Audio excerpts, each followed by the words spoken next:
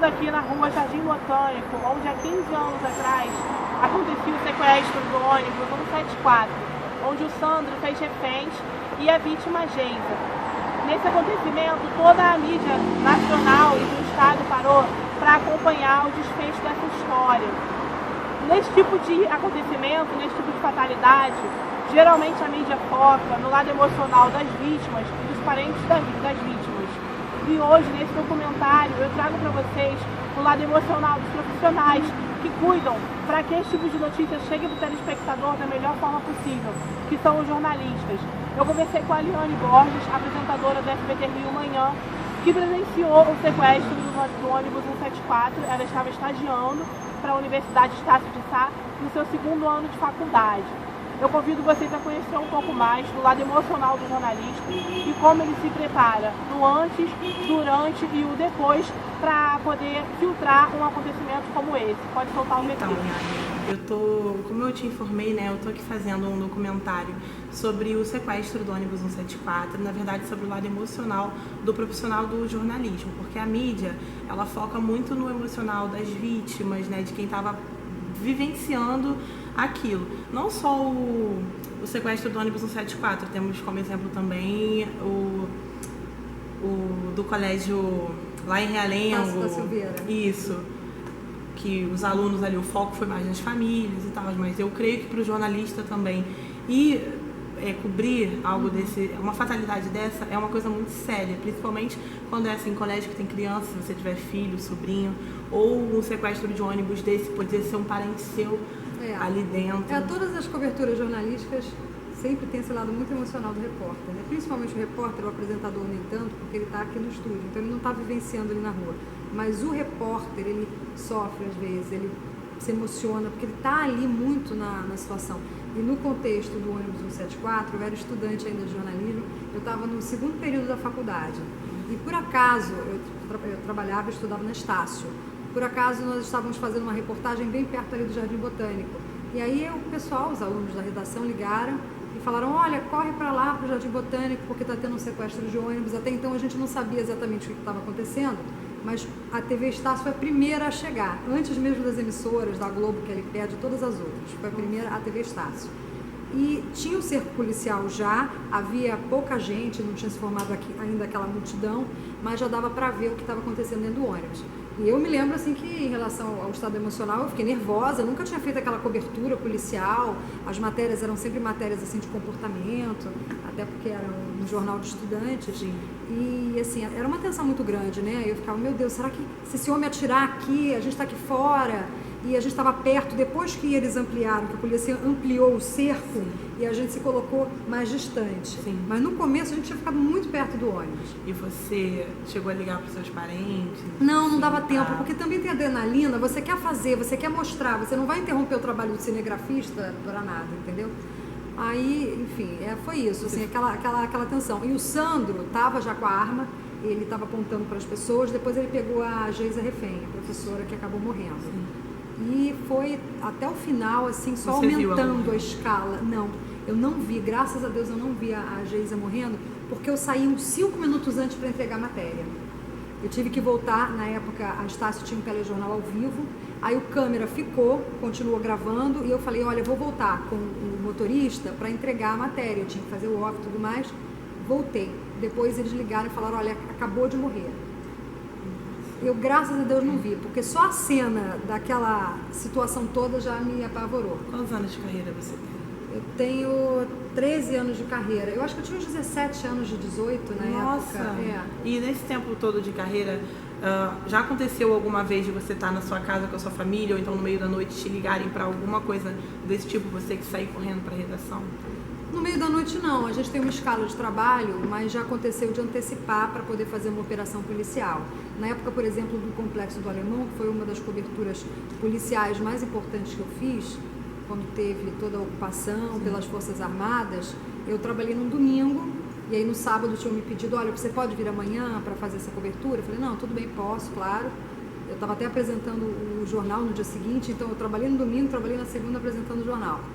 E foi também uma adrenalina muito forte, com câmera, no momento em que o blindado do Exército subia, a gente estava bem pertinho, colado ali, ouvimos tiro, tem que colocar o colete à prova de balas, tudo isso faz parte do trabalho. Sim. E é uma coisa que você vai se acostumando, né?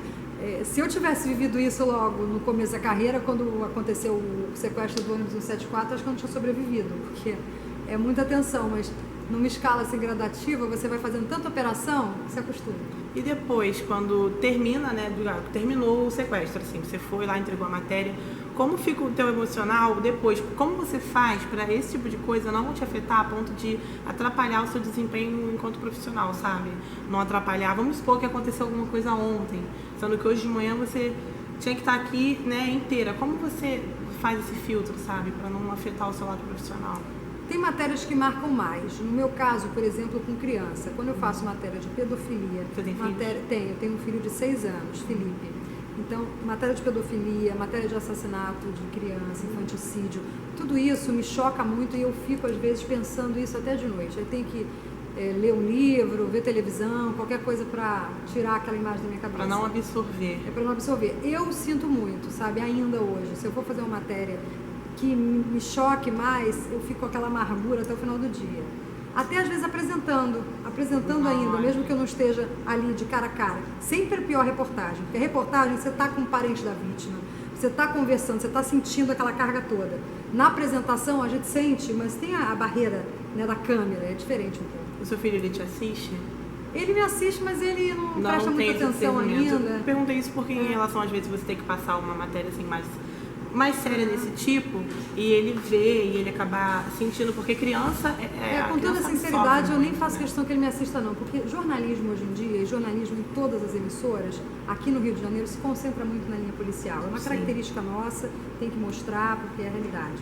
Mas criança vendo isso, e até já falei isso no jornal, a criança fica impactada negativamente, né? Se assusta mais do que o adulto.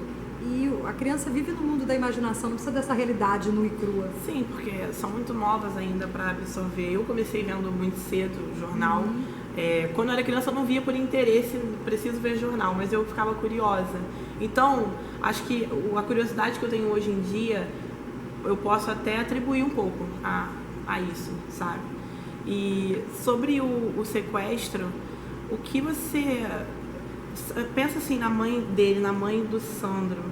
O que você acha que ela estava pensando ali na hora? Se eu não me engano, ele vivia com uma tia. Isso, era como se fosse isso, porque a mãe dele mesmo morreu anos antes no da Candelária. Ele foi uma criança, né, que a gente soube depois, porque naquela época a gente só viu bandido com arma em punho apontando para a cabeça de uma professora. Isso. E ele pegou até o batom da professora e escrevia ele é um demônio, ele é um para-brisa do ônibus. A gente pensando na hora, meu Deus, esse homem é maluco, ele vai matar todo mundo. Passava um monte de coisa pela cabeça de quem estava fazendo a cobertura e de quem estava vendo, né? Tinha uma multidão cercando.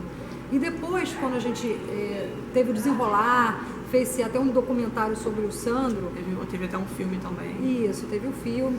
E depois que a gente viu, né, que aquele homem ali, ele era um monstro, foi um monstro naquela situação, mas por tudo que ele passou na vida dele. Ele foi um dos sobreviventes da Candelária, da chacina.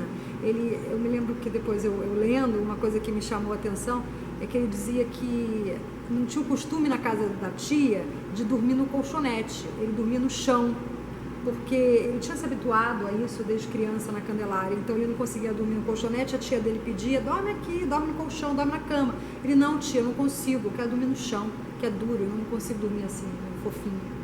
Sabe, você pensa, você raciocina do ponto de vista do cara. Ele é cicatrizado. Hoje em dia, principalmente, a gente tem os direitos humanos, né, estão muito mais ativos quando tem alguma situação dessa.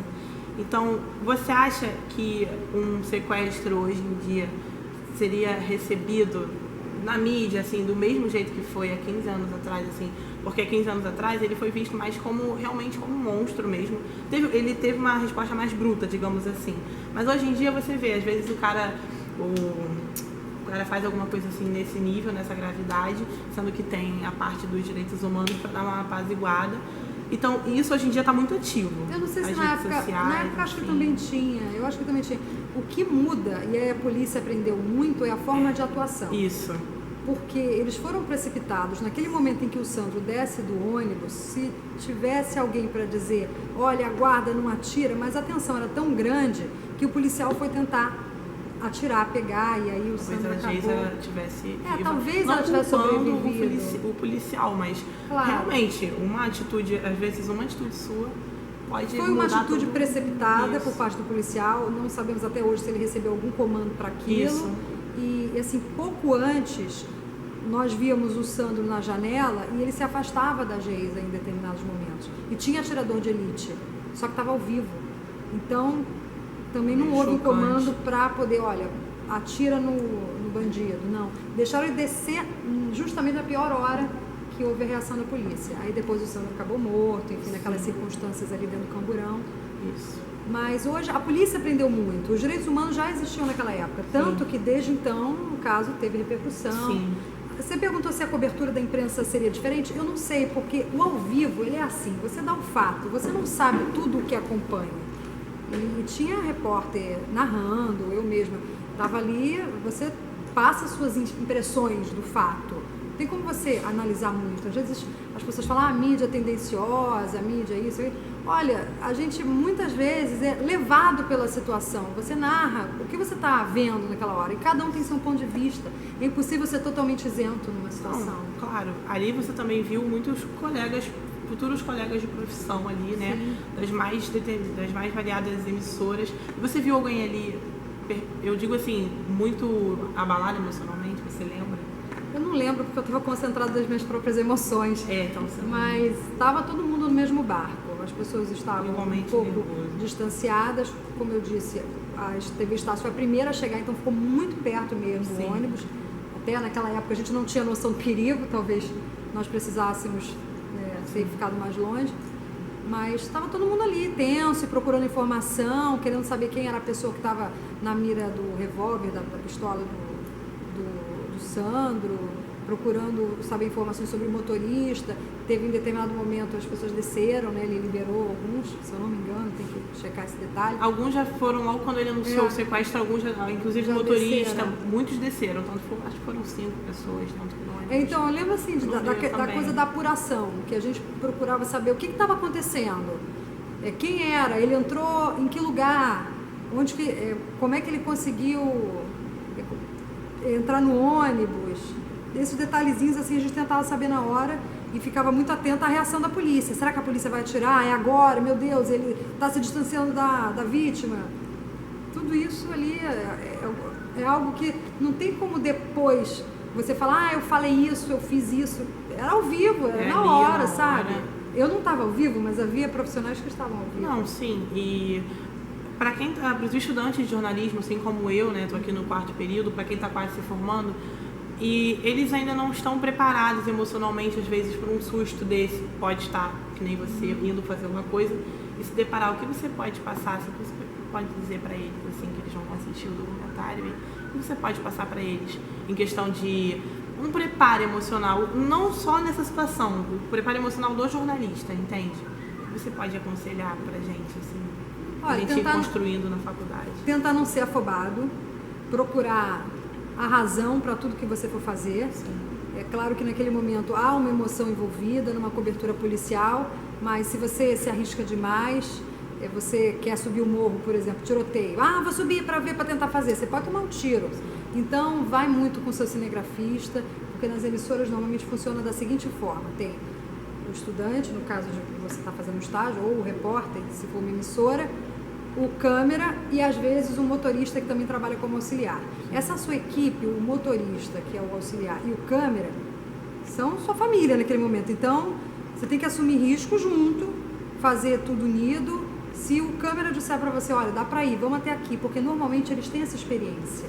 Né? O cinegrafista, ele tem mais experiência em subida em campo, até às vezes, do que o repórter. Então, vá junto com ele, seja uma equipe de fato, façam as coisas em comum acordo e com calma, né? Porque se for precipitado, não tiver precaução, vai se lascar. É uma profissão que exige muita calma. Exige calma para você conseguir raciocinar. E assim, faça um bom texto, né? Depois, se você puder, sente com mais paciência para escrever, porque hoje em dia a gente faz muito plano sequência. O que é o plano sequência? É você narrar o fato no momento em que está acontecendo, sem cortes. E isso depois vai para a edição.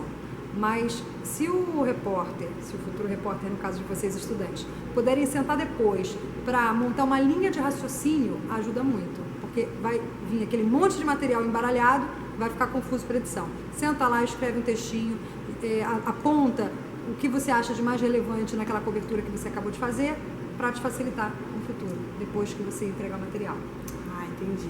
Então era basicamente isso, eu queria pegar mais assim o seu lado pessoal, digamos, o seu lado emocional sobre esse tipo de acontecimento.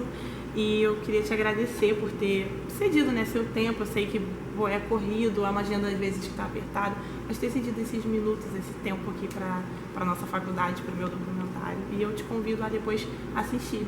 Ah, claro. Tá? E vocês também podem assistir, quem tiver aí, seus colegas de classe, Sim. podem vir aqui assistir o SBT Rio amanhã, só tem que acordar cedo, 7 horas da manhã que começa, tá? Acho que a gente já tá pegando o ritmo já. Então tá bom, pode vir, porque isso aí é a rotina nossa. Não, Olha, sim. Jornalista é sábado, domingo, feriado, acorda cedo, tudo mais. Tem Natal, Ano Novo, viajar com a família, tem que primeiro dizer como é que tá. Acostumem-se, acostumem-se. Bom, tudo bem, obrigada. Tá? De nada.